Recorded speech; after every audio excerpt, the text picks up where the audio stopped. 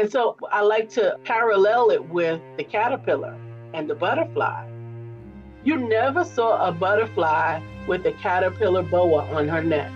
Yes. She had to leave the caterpillar friends and the caterpillar lifestyle, caterpillar energy behind in order to fly. And the thing about women is we don't just do that once. We evolve several times. You evolve from childhood to teenhood, you evolve from teen to tween, you evolve to adulthood, young adulthood, and all of those evolutions are different. And sometimes who you were in the previous metamorphosis is not needed in the next. Yes. But when we don't allow ourselves to remember that that particular tool, that hammer was to bang nails. We got Yes. screws up here. We need to go find a screwdriver.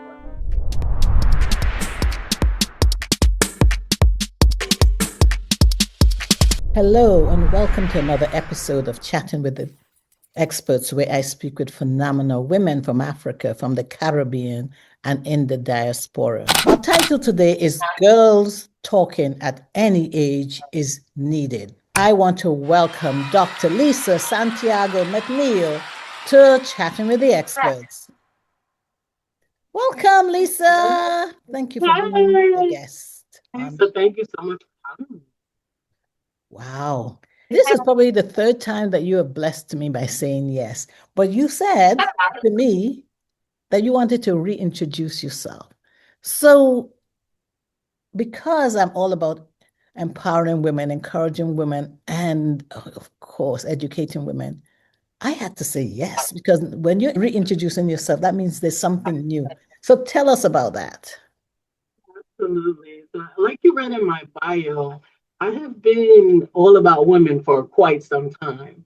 But I realized that I didn't give the same kind of attention to the women after a certain age. Not because I didn't give them the attention, but oftentimes I realize we, now that I have reached that age myself, actually stand in the background at a certain age and let the others come up to the front. Now it's time for this person. Now it's time for that one. And I was so comfortable in that, standing back, that I realized that I had assumed or accepted that I don't have any more to give. Mm. And my relationship with God is such that He talks to me.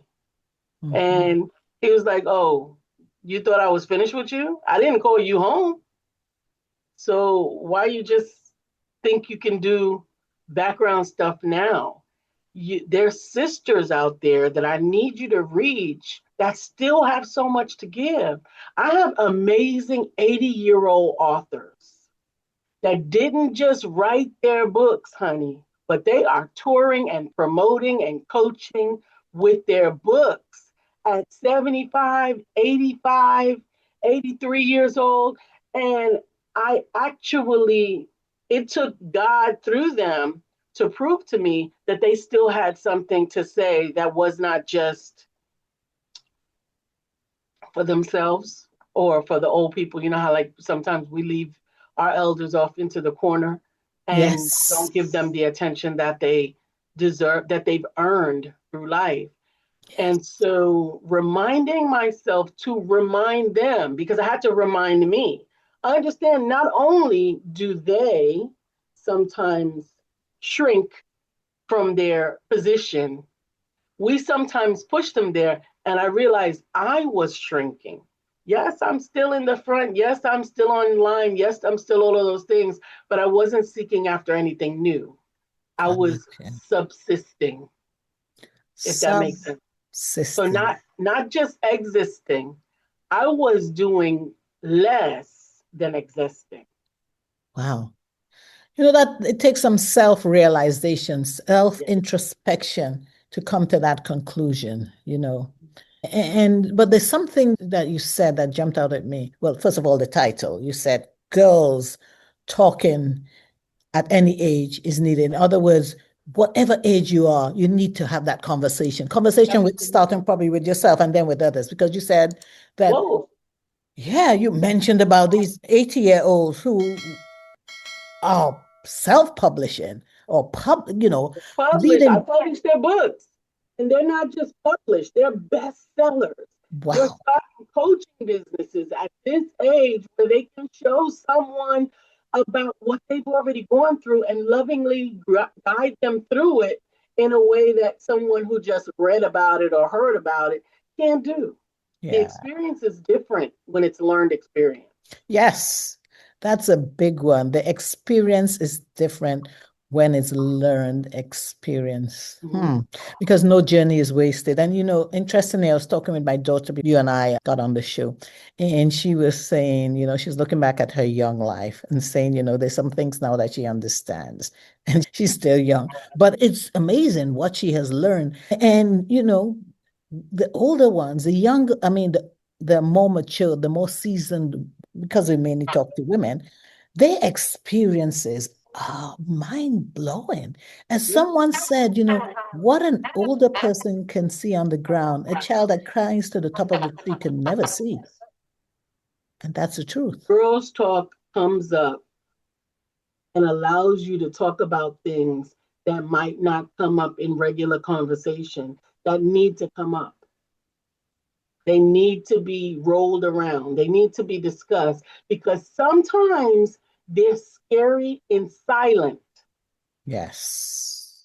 We hadn't spoken in years until we got on the phone last night. Yes. And we didn't start with an agenda.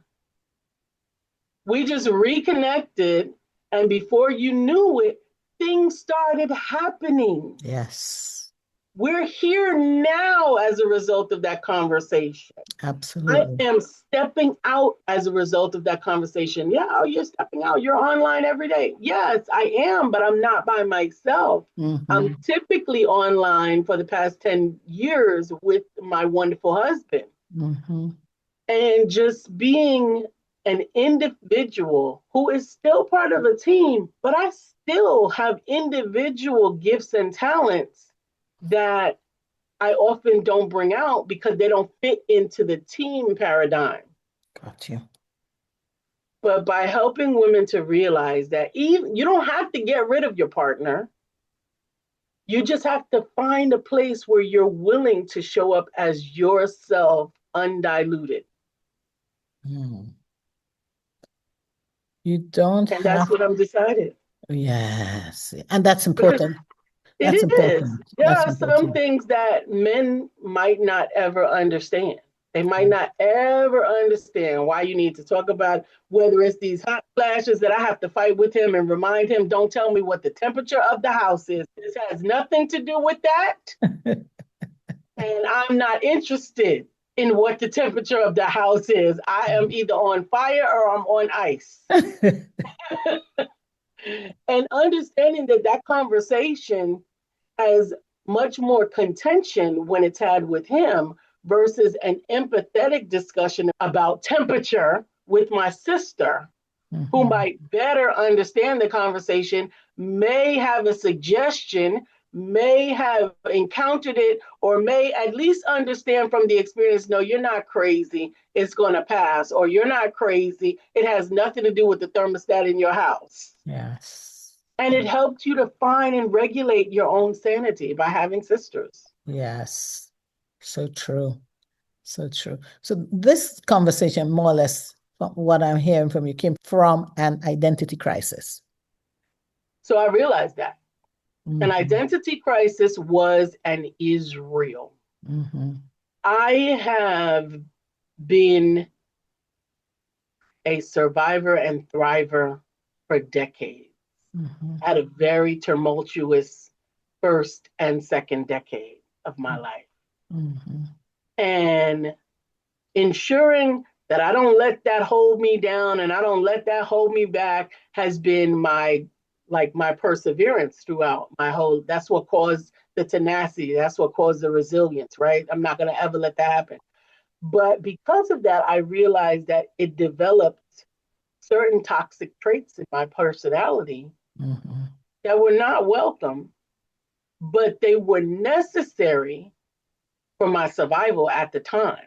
Mm-hmm. Now entering into a season where I don't have the same challenges, I don't have the same issues, but I still sometimes revert back to that fight or flight response. Mm-hmm. My husband said it the other day. We were having a discussion, and I realized that sometimes I forget my husband ain't like the people who hurt me in the past. Mm-hmm. But sometimes my response to him is like, I'm not taking this from you. I'm not taking nothing from you, because I forget that I don't have to interact with him that way. And he Right. said to me, why are you up here? We're just talking about this. I don't even disagree with you right now. Like, why are you screaming at me? Why are you cutting off my head? Mm-hmm. It's because I was still having an identity crisis. I'm forgetting that I'm a loving wife in a safe marriage. Got you. And so I like to parallel it with the caterpillar and the butterfly. You never saw a butterfly with a caterpillar boa on her neck. Yes. She had to leave the caterpillar friends and the caterpillar lifestyle, caterpillar energy behind in order to fly. And the thing about women is we don't just do that once. We evolve several times. You evolve from childhood to teenhood, you evolve from teen to tween, you evolve to adulthood, young adulthood, and all of those evolutions are different.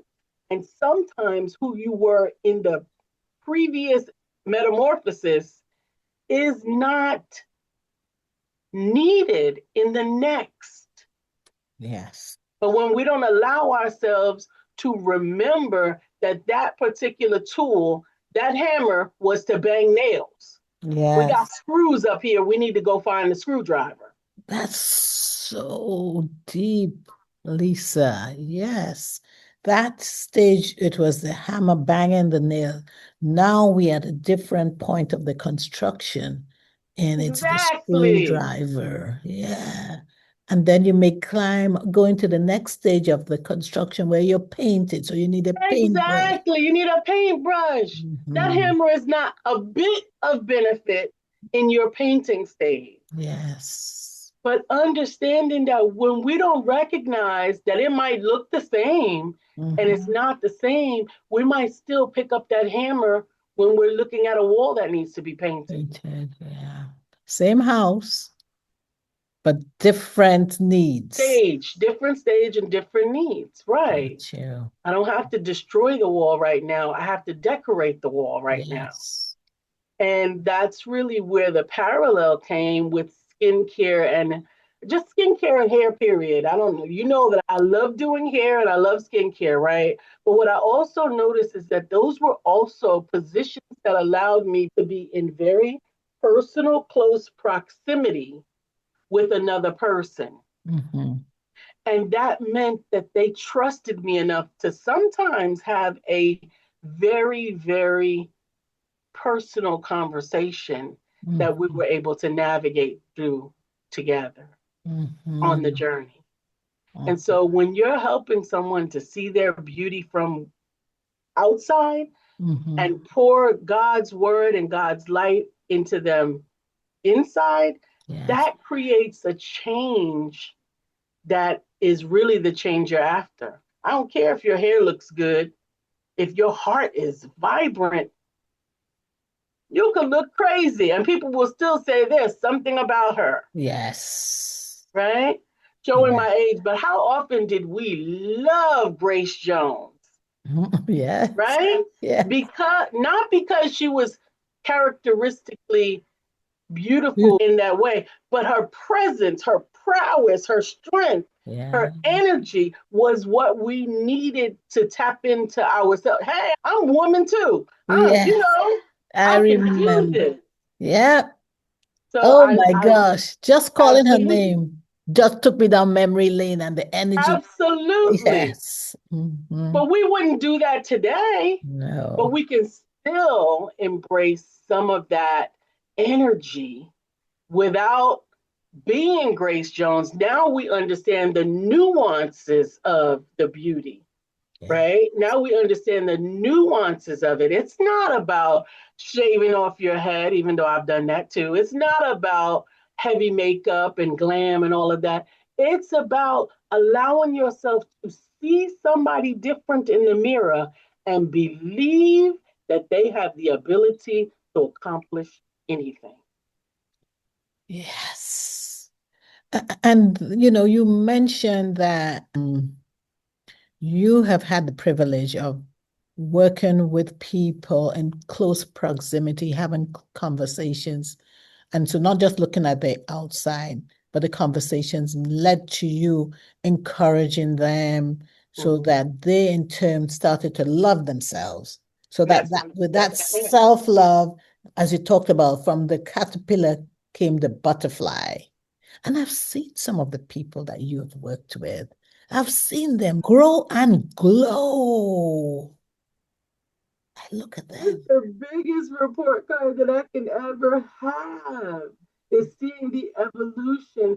And let me tell you, I realized this morning as God was giving me the downloads, I realized this morning that there is no blasphemy in being proud of the part that God lets you Amen. play in the evolution, right? I know I'm not the Holy Spirit, but I can be Paul or Apollos. I can do my part to help encourage my sisters, to support them into the self realization of their greatness. Yes.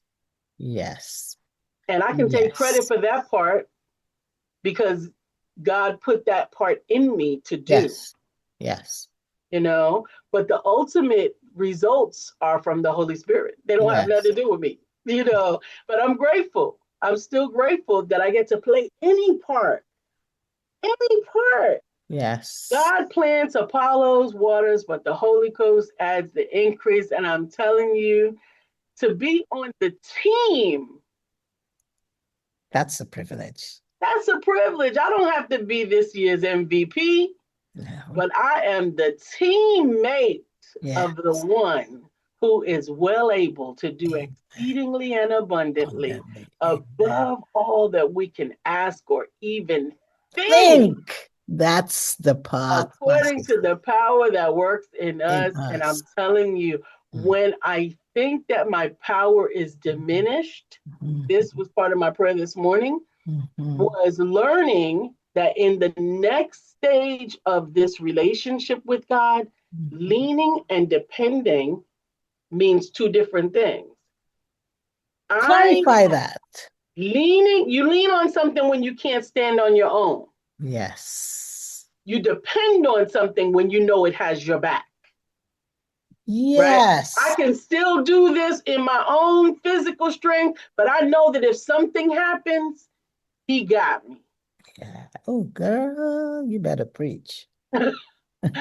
So right now, back and forth between leaning and depending, realizing there's no disrespect in depending. No. There's no disrespect in it.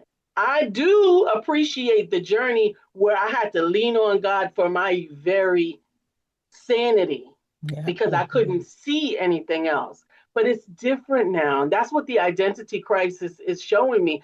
I even get to hear differently. Because I'm like, where are you, God? I can't hear you. I don't feel you. And he reminded me, you're not a baby anymore. I told you that you had to desire more, right? You done had all this milk. It's time for you to get some steak.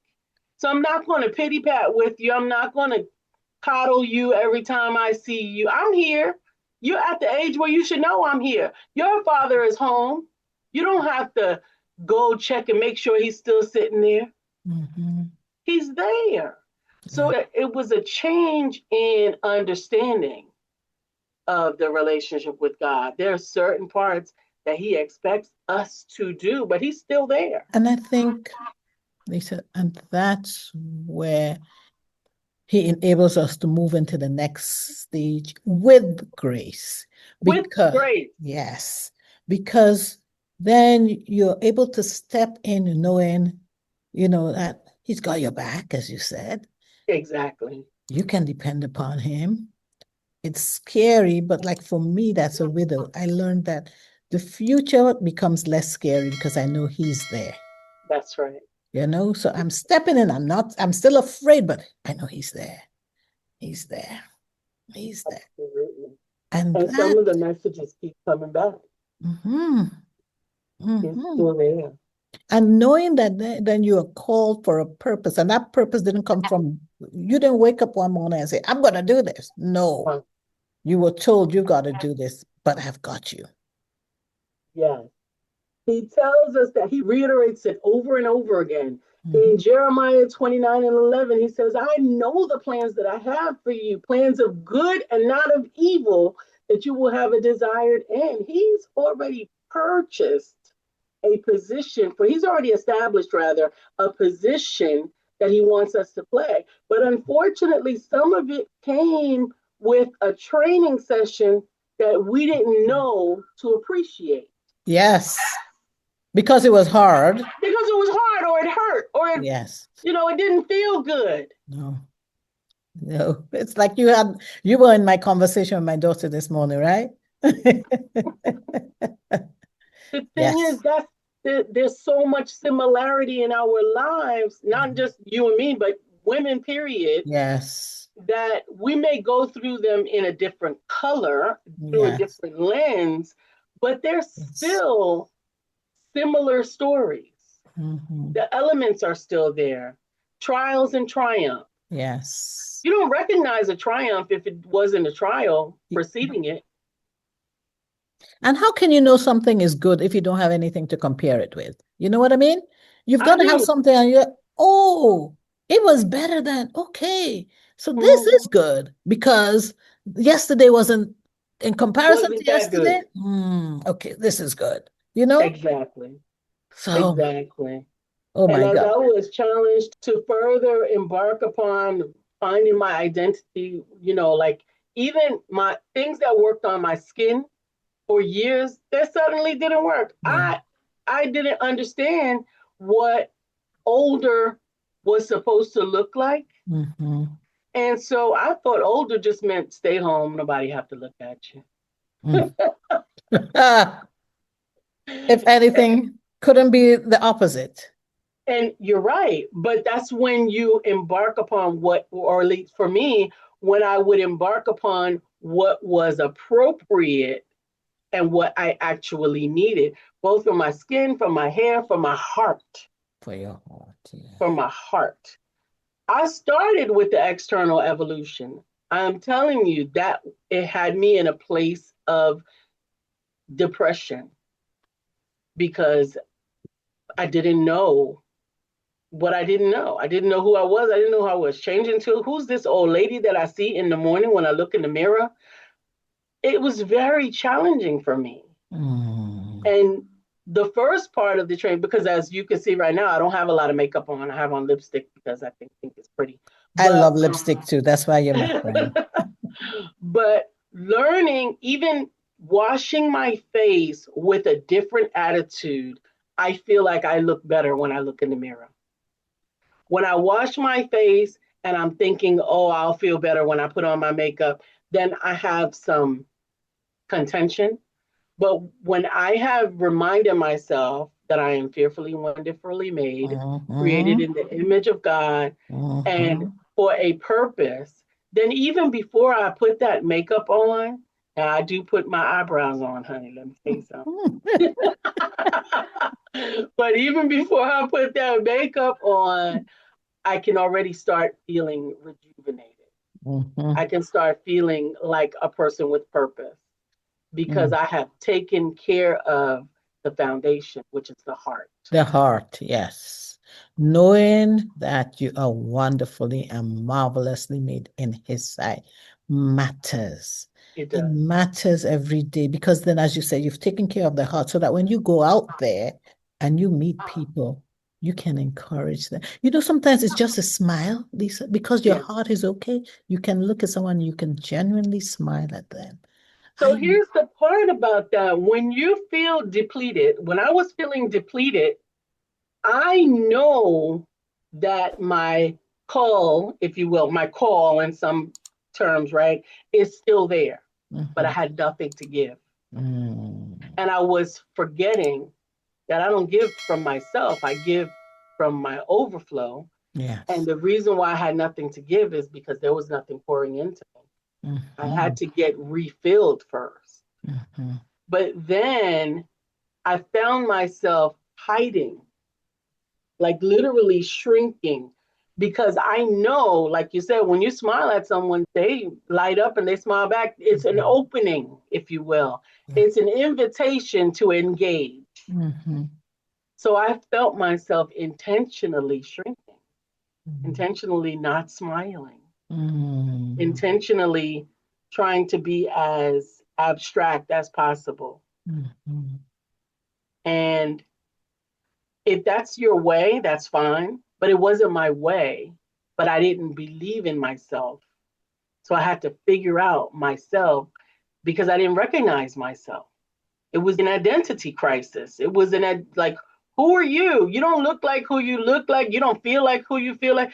You don't stand up from a seated position like you used to. You got aches and pains. You like, who are you? And I'm looking at myself and I'm not recognizing myself because I'm basing it on an old picture and having to replace and embrace a new stage. It was difficult and it still is. It's a process. This is a work in process. Part of it is doing it even when it's uncomfortable. Doing it when it's even uncomfortable. Yes, that's a big part. And that's the part that probably we're going to have when we open up to the audience who have joined us.